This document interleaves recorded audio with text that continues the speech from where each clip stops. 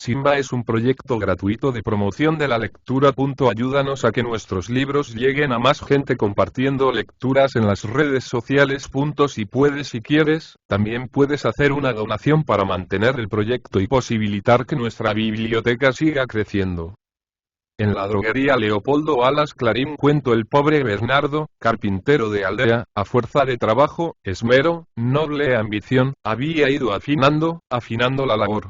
Y de Benito el droguero, ricacho de la capital, a quien Bernardo conocía por haber trabajado para él en una casa de campo, le ofreció nada menos que emplearle, con algo más de jornal, poco, en la ciudad, bajo la dirección de un maestro, en las delicadezas de la estantería y artesonado de la droguería nueva que de Benito iba a abrir en la Plaza Mayor, con asombro de todo el pueblo y ganancia segura para él, que estaba convencido de que iría siempre viento en popa.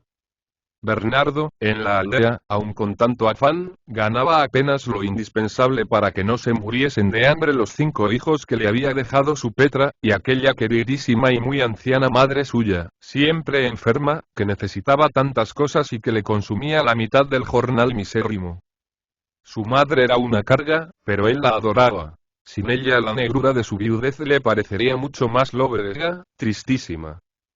Bernardo, con el cebo del aumento de jornal, no vaciló en dejar el campo y tomar casa en un barrio de obreros de la ciudad, malsano, miserable. Por lo demás, decía, de los aires puros de la aldea me río yo. Mis hijos están siempre enfermuchos, pálidos. Viven entre estiércol, comen de mala manera y el aire no engorda a nadie. Mi madre, metida siempre en su cueva, lo mismo se ahogará en un rincón de una casucha de la ciudad que en su rincón de la choza en que vivimos. Tenía razón. Y se fue a la ciudad. Pero en la aldea no conocía una terrible necesidad que en el pueblo echaron de ver él y su madre, por imitación, por el mal ejemplo. El médico y sus recetas. Los demás obreros del barrio tenían, por módico estipendio, asistencia facultativa y ciertas medicinas, gracias a una sociedad de socorros mutuos. En el campo, cada año, o antes si había peligro de muerte, veían al médico del concejo que recetaba chocolate. Ramona, la madre, con aquel refinamiento de la asistencia médica, empezó a acariciar una esperanza loca, de puro lujo. La de sanar, o mejorar algo a lo menos, gracias a dar el pulso a palpar y enseñarle la lengua al doctor, y gracias, sobre todo, a los jarabes de la botica. Bernardo llegó a participar de la ilusión y de la pasión de su madre. Soñó con curarla a fuerza de médicos y cosas de la botica. El doctor, chapado a la antigua, era muy amigo de firmar recetas. No era de estos que curan con higiene y buenos consejos. Creía en la farmacopea, y era además aristócrata en materia médica. Es decir, que las medicinas caras, para ricos, le parecían superiores, infalibles. Metía en casa de los pobres el infierno de la ambición, el anhelo de aplacar el dolor con los remedios que a los ricos les costaban un dineral.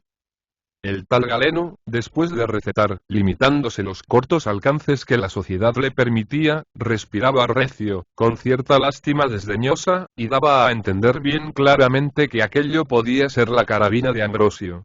Que la verdadera salud estaba en tal y cual tratamiento, que costaba un dineral. Pues entraban en él viajes, cambios de aire, baños, duchas, aparatos para respirar, para sentarse, para todo, brebajes reconstituyentes muy caros y de eso muy prolongado, en fin, el paraíso inasequible del enfermos imposibles. Bernardo tenía el alma obscurecida, atenaceada por una sorda cólera contra los ricos que se curaban a fuerza de dinero. Entre los suspiros, las quejas y sugestiones de su madre, y aquella constante tentación de las palabras del médico que le enseñaba el cielo de la salud de su madre, allá, en el abismo inabordable, le habían cambiado el humor y las ideas. Ya no era un trabajador resignado, sino un esclavo del jornal, que oía pálido y rencoroso las predicaciones del socialismo que en derredor suyo vagaban como rumor de avispas en conjura. No envidiaba los palacios, los coches, las galas. Envidiaba los baños, los aparatos, las medicinas caras. Ahí estaba la injusticia. En que unos, por ricos, se curaran, y los pobres, por pobres, no. Para echar más leña al fuego, vino la amistad con el droguero de Benito. terminada la obra de los lujosos anaqueles, abierta solemnemente al público la nueva tienda, conforme a los últimos adelantos, de manera que, según frase que corría mucho, nada tenía que envidiar al mejor establecimiento de París, en su clase. Bernardo tomó la costumbre de pasar algún rato, después del trabajo en la droguería, conversando con los dependientes de Benito y con el mismo de Benito. Bernardo se creía un poco partícipe de la gloria de aquel gran palacio de la salud, puesto que había trabajado en toda la obra de ebanistería. Además, le atraían los cacharros, aquella luciente porcelana con letreros de oro, que encerraba, como en urnas sagradas, el misterio de la salud, a precios fabulosos, imposibles para un jornalero. Ante los escaparates, Bernardo se extasiaba. Admiraba, primero, una especie de Apolo, de barro barnizado, que sonreía frente a la plaza, tras los cristales, rodeado de vendas, como una momia egipcia, con un brazo en cabestrillo y una pierna rota, sujeta por artísticos rodrigones ortopédicos. Admiraba las grandes esponjas, que curaban con chorros de agua. Los aparatos de goma, para 100 usos, para 1000 comodidades de los enfermos. Los frascos transparentes, llenos de píldoras que costaban caras, como perlas. Las botellas elegantes, aristocráticas, bien lacradas y envueltas en vistosos papeles, como damas abrigadas con ricos chalés. Botellas de vinos de los dioses, todos dulzura y fuerza, la salud, la vida en 4 gotas. Todo lo admiraba, porque en todo creía. Porque el médico de su madre le había hecho supersticioso de la religión de los específicos, de las curas infalibles, pero lentas, carísimas. Y de Benito, y su gente, por la cuenta que les tenía, y por amor al arte, y por ver al pobre carpintero pasmado ante tanto prodigio, remachaban el clavo describiéndole las curas maravillosas de estas y las otras drogas, del vino tal, de los granos cual y del extracto X. Pero, lo de siempre. Todo era muy caro, todo exigía perseverancia, uso continuo durante mucho tiempo. Es decir, todo exigía que Bernardo, para curar a su madre con aquellos portentos, gastase en un mes lo que ganaba en un año. Y el infeliz se contentaba con mirar, palpar a veces, tomar en peso paquetes, frascos, botellas, etcétera, etcétera, y suspirar y resignarse. Su pobre madre no curaría. Porque él podía comprarle, con gran sacrificio, la medicina cara una vez, 2 veces, pero luego, que el mal vendría más fiero y el dinero se habría acabado y hasta el crédito, y. Imposible, imposible. La prueba de que todo aquello era para ricos, muy caro, estaba en lo rico que se había hecho don Benito. Tenía ya millones, era un trato. Él daba la salud y a él le pesaban en oro, los que podían. Una tarde vio Bernardo entrar en la droguería a un anciano que parecía un difunto de muy mal humor, con un ceño que era mueca de condenado, encorvado, como si estuviese herido por una maldición del cielo, con la respiración anhelante, irregular, los pómulos salientes, los ojos brillantes y angustiosos de modo siniestro. Vestía traje de muy buen corte, de riquísimo paño, pero muy descuidadamente. Entró sin saludar, se sentó en un sillón que solía ocupar de Benito, y al momento le rodearon, con grandes muestras de respeto, todos los dependientes.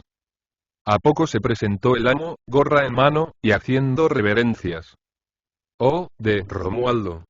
Cuánta honra, después de siglos. Perdona, Benito. Pero si vengo por aquí de tarde en tarde es, porque, ya sabes que todo esto me revienta. Si tuvieras tienda de juguetes no faltaría una tarde, de las pocas que el condenado mal me deja salir de casa. Pero estas porquerías, y señalaba a los cacharros de los anaqueles, me repugnan, ¡qué farsa! Los médicos. Mal rayo. Cada receta un pecado mortal. De Benito y los suyos sonrieron. No osaron contradecir al de Romualdo, que parecía un muerto muy bien vestido. Por la conversación que siguió, fue Bernardo enterándose de cosas que le vino muy bien saber. De Romualdo era el primer ricachón del pueblo, protector illo tempore de Benito. Enfermo crónico, desesperado, sin resignación, furioso, con un achaque por cada millón, inútil para curar sus males. Muchos años hacía, también aquel millonario había creído, como el jornalero Bernardo, en el misterioso prestigio de la medicina infalible, en el don de salud de la receta cara. con vanidad, con orgullo, casi contento con tener que poner a prueba el poder mágico del dinero, creyendo que hasta alcanzaba a dar vida, energía, buenas carnes y buen humor, el fúcar aquel había derrochado miles y miles en toda clase de locuras y lujos terapéuticos. Conocía mejor, y por cara experiencia, las termas célebres de uno y otro país que el famoso Montaigne, tan perito en aguas saludables. No había aparato costoso, útil para sus males, que él no hubiera ensayado. En elixires, extractos y vinos nutritivos había empleado caudales, y al cabo, viejo, desengañado, hasta con remordimientos por haber creído y predicado tanto aquella religión de la salud a la fuerza y a costa de oro, confesaba con rabia de condenado la impotencia de la riqueza, la inutilidad de las invenciones humanas para impedir las enfermedades necesarias y la muerte. De tarde en tarde, y como por el placer de ir a insultar a las engañosas drogas, en su casa, cara a cara, se presentaba de Romualdo en la lujosa tienda de Benito, donde tanto gasto había hecho, donde ya no gastaba ni un real. Su tema era repetir a su antiguo protegido. ¿Por qué no te deshaces de toda esta farsa, de toda esta porquería, y pones almacén de juguetes? No es menos serio y es más sincero. Así no se engaña a nadie. Venderías los cañones, los sables de mentirijillas por lo que son. No dirías, esto es de verdad, sino, es broma.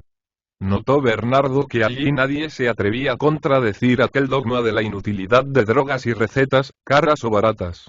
Todos decían amén a los desprecios del ricacho. Nadie le proponía tal o cual específico para ninguno de los infinitos dolores de que se quejaba.